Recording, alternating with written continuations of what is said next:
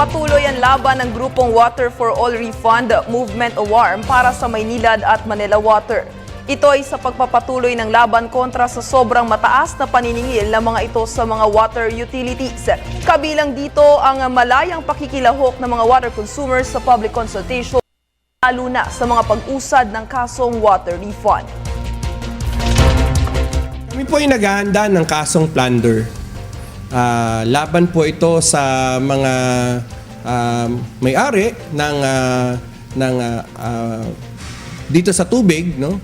At yung mga ilang opisyales ng ating pamahalaan. Katunayan, nitong nakaraang February 18, ako po'y sumulat sa tanggapan ng MWSS. Tayo po'y nakikiusap na ilabas na sana ng MWSS Corporate Office at Regulatory Office yung September resolution decision nila na i-implementa na yung water rate reduction.